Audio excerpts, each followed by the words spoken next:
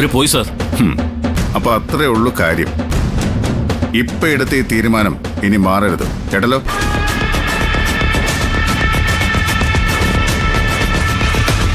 തീരുമാനം മാറിയാൽ പറഞ്ഞ ഓർമ്മയുണ്ടല്ലോ, 6 അടി മണ്ണ് അതിലൊതുക്കും ഞാൻ.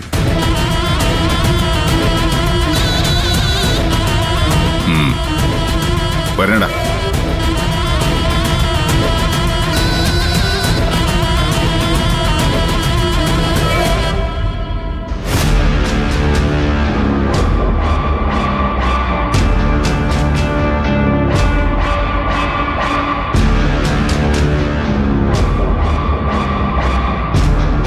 ഇങ്ങനൊരു സംഭവം ഉണ്ടാവുമെന്ന് ഞാൻ വിചാരിച്ചതേ അല്ല.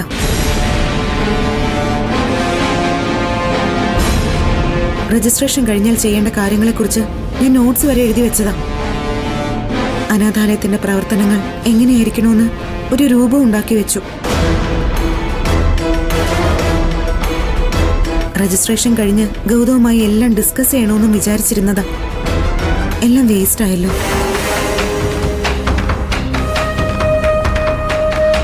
അയാൾക്ക് എന്തോ അത്യാവശ്യം ട്രീറ്റ്മെന്റിന് പോണോന്നല്ലേ ആ സോമശേഖരൻ സാർ പറഞ്ഞത്.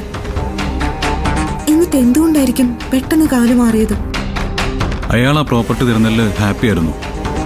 പക്ഷേ ഇതിനിടയിൽ എന്തോ സംഭവിച്ചിട്ടുണ്ട്, അത് ഉറപ്പാ. ഇനി നമ്മൾ പറഞ്ഞ വിലയേക്കാൾ കൂടുതൽ കൊടുക്കാമെന്ന് ആരെങ്കിലും പറഞ്ഞു കാണോ? അതുകൊണ്ടായിരിക്കുമോ